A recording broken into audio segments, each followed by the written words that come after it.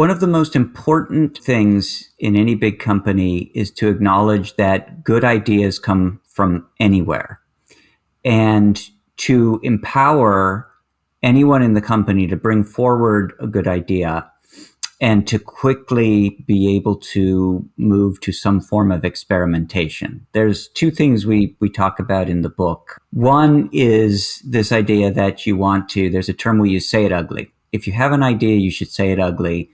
Get it out there on the table, even if you haven't perfectly formulated it. And you want a culture where everybody does that. You also want a culture in which when an idea is said ugly and has promise, you can move to the next step quickly. I'm Patrick J. McGinnis, and I coined the term FOMO. That's short for fear of missing out, and it's why some people end up following the crowd when they should be blazing a trail of their own. But if you want to achieve greatness in business and life, you've got to break free. Come on, I'll show you how. This is FOMO Sapiens, where we explore how entrepreneurial thinkers find the inspiration and the courage to build exceptional lives.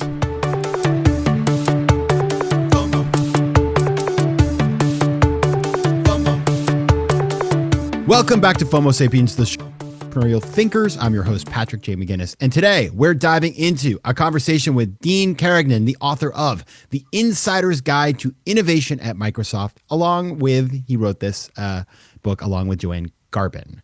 During Dean's 20 years at Microsoft, he has guided new businesses, including the early internet division, Xbox, and multiple AI efforts through the critical growth phases to their first $1 billion in revenue. Most recently, Dean has focused on leading AI innovations within Microsoft Research and the Office of the Chief Scientist. Welcome to the show, Dean. Thank you so much for having me. So what's fun about this is I get this email from the publicist, Dean's publicist, and I'm like, I know this guy. Yeah. Dean and I were on a trip to Brazil together like 19 years ago, and we haven't spoken since, but you are back in my life. How do I look? Have I changed, Dean? That's the real question. You have not changed at all. You look and sound exactly the same. You do too. It's pretty freakish. All right, so I'm excited to get into this topic, but before we do, we're going to start with the question we always start with, and the question is this. Tell me something unexpected you learned about yourself that changed everything. Yeah. So I remember this very distinctly. I had been working in the consulting industry for McKinsey & Company, and I went to get an MBA at INSEAD with the ambition of a career change. And one of the things they have you do at the beginning of the MBA program, you probably remember this from your studies, Patrick, is you take a career anchors test where they ask you a bunch of questions and they give you back a set of anchors, things that bring you joy and satisfaction. And there's 20 of them, but for me, only 3 were significant. There were 2 that were off the chart in terms of positive, and that was helping people and problem solving. And there was 1 that was as far as you could go in terms of negative, not bringing me any joy. And that was exercising formal power. And I looked at that and I thought, well, geez, that's the profile of a consultant. So the whole career I'm moving out of, I have just learned that it is what suits me. But I also realized that it makes me a servant leader inside a corporation. And servant leaders and consultants have very, very similar sort of profiles and motivations and satisfactions. So when I finished the MBA, I had an opportunity to come to Microsoft, and I basically asked, can I go into Microsoft and work like a consultant, to be a servant leader, to help different groups to grow and mature and develop? And can I get that same satisfaction that I got in consulting inside Microsoft? And the answer was yes, and that's why I've been here over 20 years now. Wow. You know, it's funny. I remember you had just started, I think, at Microsoft. And I remember being like, well, that doesn't sound that fun. Like, Microsoft. How wrong was I? Like, Microsoft is now at the middle of a lot of stuff that's happening in the AI part of the economy. And you are right in the front row seat to what is going on. So that's what we're going to talk about. And I want to start with, you say something in the book that is, makes sense, which is innovation isn't magic. It's learnable, repeatable, scalable. But at the same time, if it were so easy to do, then, companies wouldn't be disappearing all the time, right? They wouldn't just be falling by the wayside and being eaten up by disruptive new players. So a company like Microsoft, it's not a startup. It could be totally uninnovative. What is it that you guys are doing over there that allows you to be so innovative? Yeah. I love the question. It's actually the whole reason we wrote the book. And an analogy I like to use is that doing an Ironman triathlon is not magic either, but it's super hard. But the processes, the training, the regime is known. And with the right discipline, you can get there. So part of the reason we wrote the book is we looked at how fast the world is changing, especially in this generative AI era. We saw the anxiety and the pressure that that places on people not knowing what's next. I myself, as a father of two, thought about the future of my kids, and we said there needs to be a playbook for navigating radical change, transformational change. And my co-author and I both worked at Microsoft, and we looked at our employer and we said, here's a company that's been around for 50 years that has reinvented itself on 4 different occasions and is now reinventing again for AI. And there's got to be patterns there and practices that we can learn from. So that was when we started going around the company, interviewing anyone who would talk to us, all levels of the company, all divisions, all functions. And we realized there's a playbook. There's a set of things that are repeatable, standardizable, scalable, that you can put in place in any organization. And that was the other aha moment, was the practices had very little to do with technology. They could apply to a retailer, a bank, a nonprofit, a government agency, because they're all about people and culture and had very little to do with the underlying technology. So at that point, we realized we need to write a book. It needs to be a business book. It needs to target everyone in every industry. And then we did time it for Microsoft's 50th anniversary as sort of a nice moment in time to bring the book into the world. Well, that's pretty cool. I bet Bill likes that. Now, Yes. now talk about, you spent all this time talking to people. What, for somebody who's listening right now who says, I want to be innovative, I want to be better at innovating. What are some of you start with, you think the most impactful thing that one can take away from the book? Yeah. Probably the most critical insight in the book is the distinction between invention and innovation. And people always conflate those words. Invention is just coming up with something new. It might or might not be feasible. It might or might not have value. Innovation is a superset. It involves inventing something new and then doing all the hard work to bring it out into the world, to get it adopted by customers, to make it commercially successful, and to make it self-sustaining. And that distinction is critical because often people will think, I came up with something new. I came up with an idea or an invention or a scientific breakthrough. My job is done. The reality is your job is just getting started. And it's also the point at which you're going to need a lot of other people around you. So we distilled the findings of the book into 4 patterns. My favorite pattern is number 3. It's called innovating with everyone. Because let's say you've got a scientific breakthrough. You need to get it operationalized, developed as a product, marketed. You need to prepare the market. You need to sell it. You need to have it in support. The best innovators can do all of that, and they can do it in the context of a big, siloed company that otherwise isn't trying to work together like that. FOMO. How do you, I love this concept of innovating with everyone, especially because a lot of times people forget that everyone includes, the entire staff of the company, not just the people who are highly paid, right? But what is it within Microsoft culturally that achieves that? Like, what are the pillars that actually drive that down through the organization? Yeah. One thing that has really helped us, especially in recent years, is the growth mindset that Satya Nadella brought in.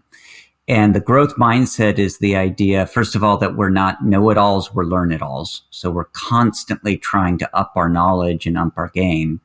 but then that we are compensated based on the aggregate impact for Microsoft, not what we individually do. And Satya not only championed the growth mindset, but really embodied it in the way he worked. And I was here during the prior period and saw this change come through. And it was a real palpable change in terms of the way people interacted, the way they partnered, the way they collaborated.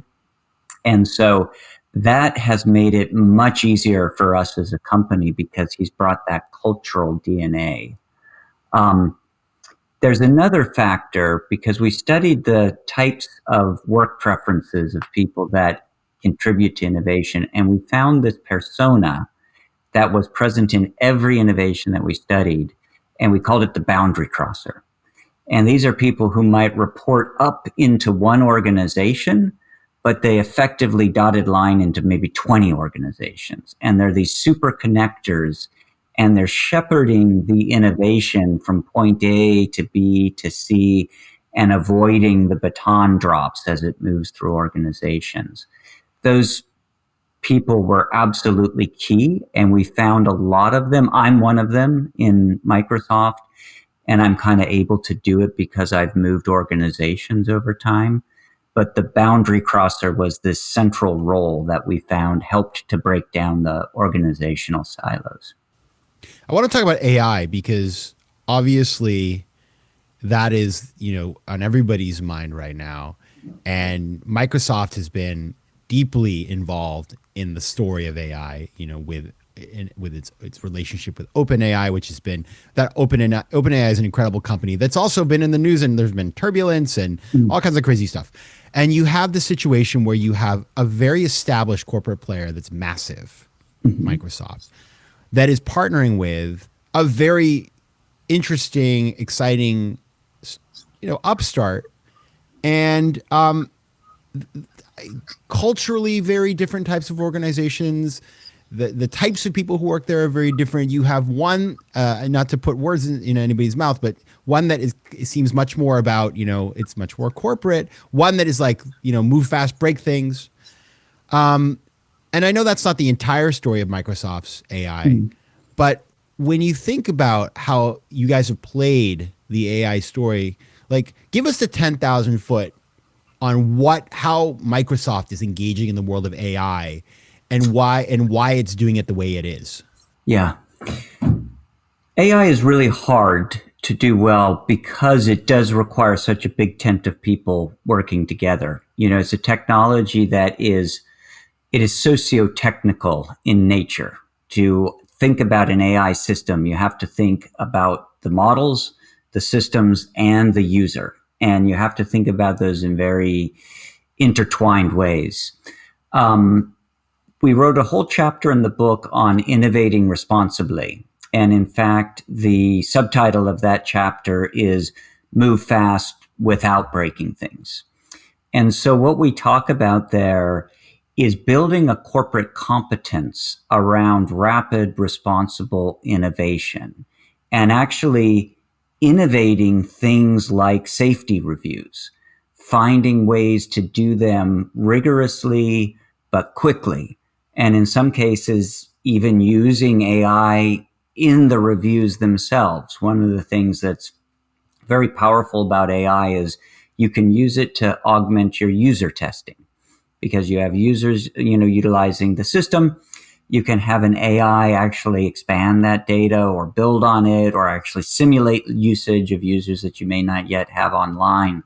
So thinking really creatively about how you test and how you do that rapidly in a world where time to market is absolutely critical. And so what we write about in that chapter as well is that it's not the first time Microsoft has done this. Is every time that we've taken an area of safety and said we have to be the best in the world at it, we go through this learning process. We've done it with security, privacy, accessibility, and responsible AI. So it's a competence we take very seriously. And it's why a lot of companies, I think, want to partner with us because they're like, Microsoft has the reach, they have the scale, and they know how to roll out new technologies and do it safely. How do you compete? I mean, that makes sense to me, right? In the long run, because in the long run, if you do things the right way, especially when you have an existing huge business, you're gonna perform well. But in the short run, where your competitors may be totally, or your partners might be thinking a little differently, how do you resist that temptation? We certainly, that is the tension, right? I mean, I will never forget a case where we were looking at a image generation model that we were deciding if it would be safe to deploy or not. We were running a lot of testing on it. In the time that we were doing our testing, a startup came and open sourced an equivalent of the model and put it out there with no guardrails. And in fact, the code was available. And so it's essentially in the wild. Those are really hard calls to make because you're faced with this idea that we don't want to replicate what the startup may have done there. At the same time, the longer that model's out there, the more it may get used. And so in our case, we did the requisite testing and we moved the safe guardrailed model out. And the market kind of chose. And I think what we're often finding is that the company's appeal to customers has for a long time been that Microsoft runs on trust. And so we do find that people will come to our technology because they know the testing and the rigor has been put into it. And I think in AI, you're going to find that more and more. I think there is this sense that there are risks and that the safer, more trustworthy company is where people want to put their time and their clicks. When you're trying to instill innovation in a company, especially like I'm thinking about companies right now that are facing disruption from AI to their core business model. So there's one part about innovating with everyone, but there's also this element of like urgency, which is like, we can't just schedule a bunch of meetings and chit chat and then like make a PowerPoint in a month. And then, we have a committee meeting, that's not going to work. How do you create urgency and really like a daily focus on innovation inside of a company? One of the most important, I think, things in any big company is to acknowledge that good ideas come from anywhere and to empower anyone in the company to bring forward a good idea and to quickly be able to move to some form of experimentation. There's two things we talk about in the book. One is this idea that there's a term we use, say it ugly. If you have an idea, you should say it ugly, get it out there on the table, even if you haven't perfectly formulated it. And you want a culture where everybody does that. You also want a culture in which when an idea is said ugly and has promise, you can move to the next step quickly. And I really love this quote from Julia Liusin, who runs our developer division. If someone throws an idea out there, she immediately asks them one thing and one thing only. What's your customer hypothesis? So it's not that this feels like a good idea to you. You have to have thought of a customer with a problem that this can solve. There's then another set of questions you layer on, which I love, and it's why this, why us, why now? And parsing on that, why is this a better opportunity than all the other things we could do? Why us? Why are we the right ones to deliver this? What competence do we have? What assets? What resources? And why now? Why do we believe there's a risk if we don't move? But also, why do we believe the preconditions exist to actually implement? One of the big innovation killers that we found is ideas that are ahead of their time. And there's two things you can do with an idea that's ahead of its time. There's actually three things. You can abandon it. Unfortunately, that happens way too much. You can pause it and wait till the timing is ready, or you can really lean in and change the times you live in and create the preconditions. But understanding that why this, why us, why now is such a critical way to getting an innovation out on the right path. Okay, there's so much good stuff in there. I'm just going to repeat it back a little bit and add some commentary. Okay, the first thing you said, which is say it ugly, is such a good point. Just get it out there because ideas need the sunlight of the day in order to, get kicked around a little bit and improve. So I like that. It's just it's, and by the way, I do that. I mean, half baked even, but like you just kind of get it out there and start chewing on it. And that's a really nice idea. The second is so good, which is like, think about, does somebody actually want to pay for this? Like what, because so many times I'll meet with entrepreneurs who pitch a startup and it's like, they have some idea that is based on their own problem. Right. Yes. It's like, Yeah. well, did this and I was trying to buy a new car and I realized that they didn't have any Maybachs available in my community. So I want to help everybody be able to get a Maybach.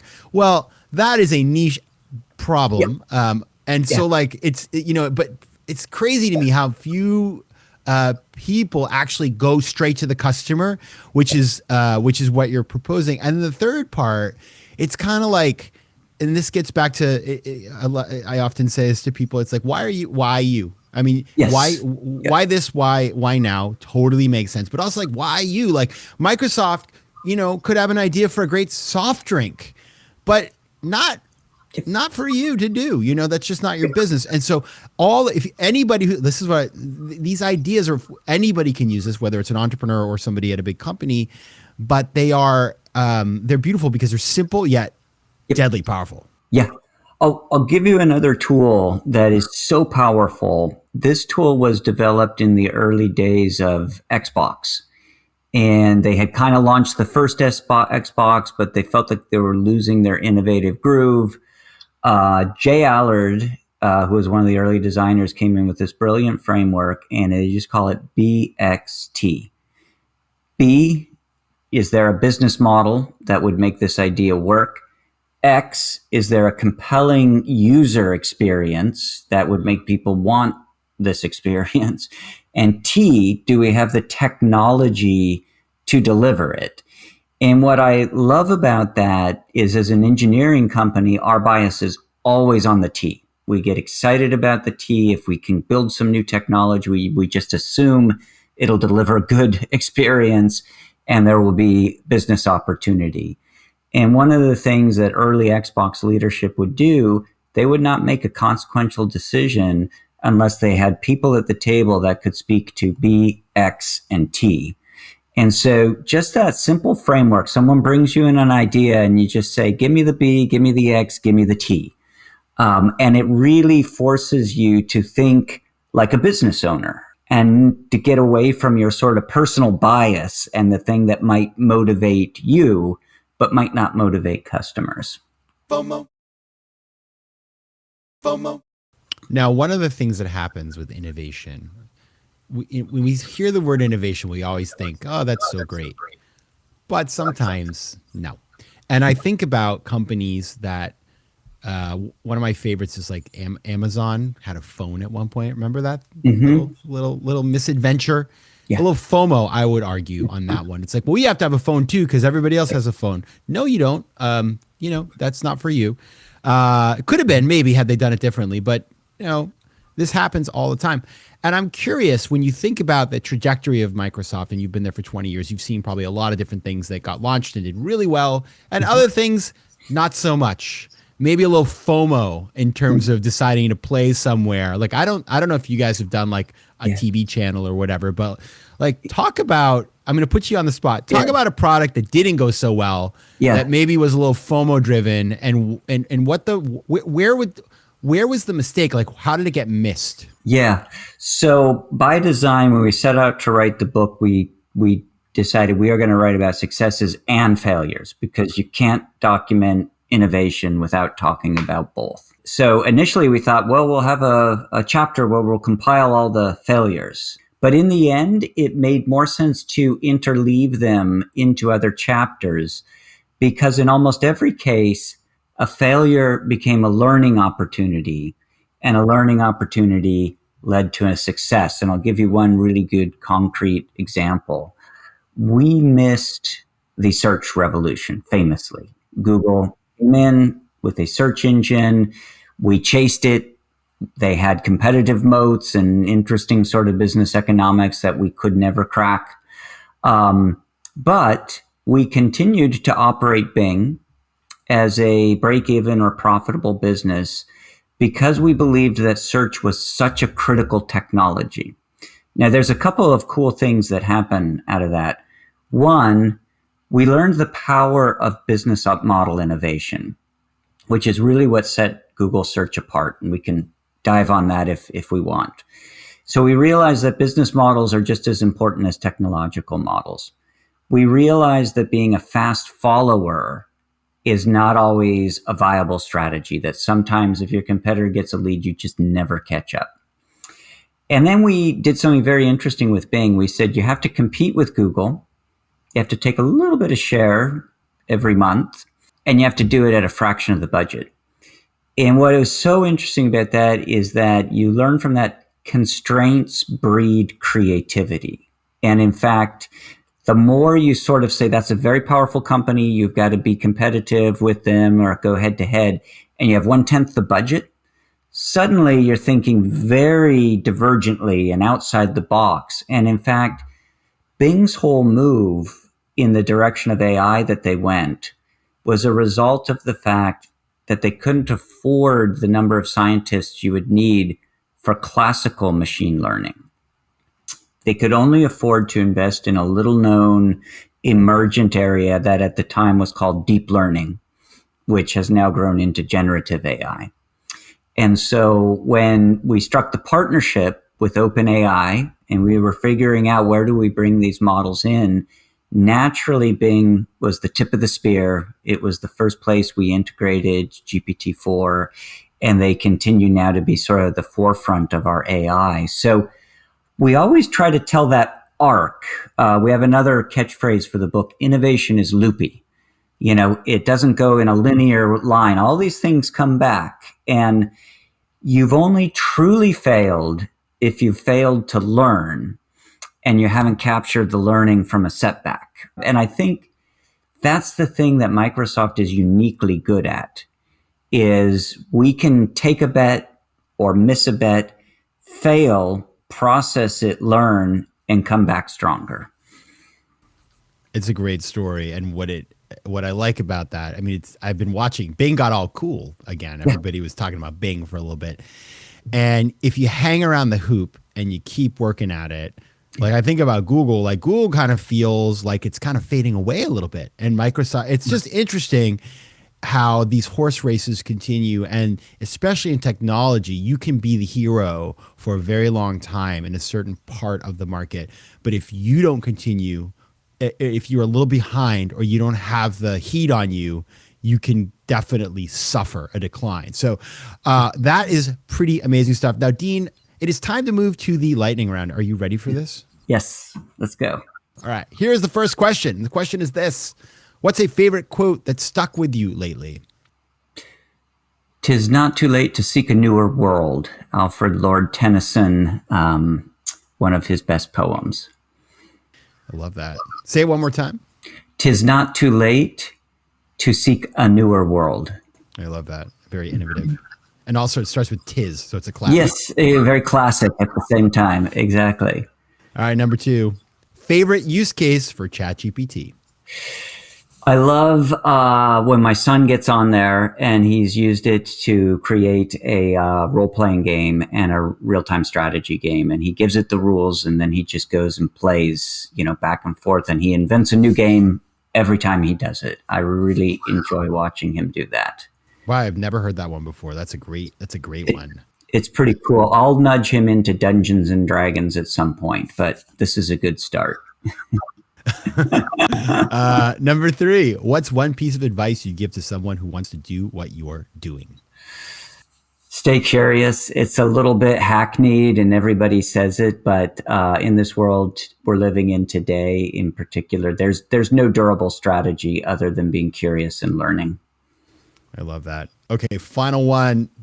I always customize for my guests, and this one's special for you. So everybody, Dean went to Georgetown like me, and we were on that trip in Brazil. He told me a really crazy story. And so I don't really have I guess my question would be, Have you ever stolen the hands off of the Healy Tower clock at Georgetown University? And if so, what happened? I feel like I'm on a lie detector. That is a yes. I did do that. That is a standing challenge to the freshman class. I did it in my freshman year. I did not realize it hadn't been done for 25 years before that. And as a consequence, the administration was not super happy. And I received some fines and some suspended probation and a few other things. But I graduated on schedule as planned. But that is a yes. Send the hands of the clock to the Pope. The plan was Georgetown being a Catholic university. The plan was to send them to the Pope. We managed to get them down to the local post office with a nice label: the Pope, Vatican City, Italy. We didn't have a zip code, but we figured it would get there. Before the internet.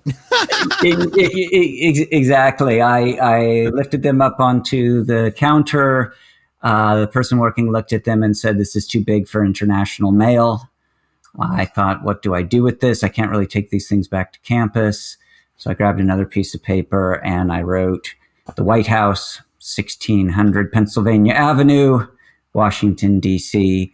And it did indeed arrive. Never made it to the Oval Office. I believe security picked it up. They were returned, and as far as I know, those are the hands that fly over Healy Lawn today. Yeah. And do you regret doing it, or are you glad you did it now that all these years back? I am so glad I did it, and it's an example of risk-taking, and I just hope my kids don't do it. So I just think you deserve a lot of credit for that, because like, I don't even know how you did that. I mean, it's not easy to even get up there. It's not like you just walk up and there's a door. There's like a lot of stuff one has to do to get into that clock tower. There was some technical climbing involved, and I love the fact that when I go to the reunion, people talk about that, not necessarily the course we took on the Introduction to Western Civilization. There's more of these stories and things that I think is what people really retain from college. I can't believe you mentioned that. I took that class too. Oh my goodness. So hard. All right. The book is called The Insider's Guide to Innovation at Microsoft, which was written along with Joanne Garbin. You can find more at the website for the book, which is innovationatmicrosoft.com. Dean Carignan, thank you so much for being here. Thank you. FOMO Sapiens is recorded in New York City and can be found on YouTube at FOMO Sapiens or on your favorite podcast network. Theme music is by Mike McGinnis, editing and post-production is by Josh Elstro, and the show is produced by Matt Curtis and me. If you like today's show, please be sure to rate it and share it with your friends. And as always, you can find more about the show and me at FOMOSapiens.com and PatrickMcGinnis.com.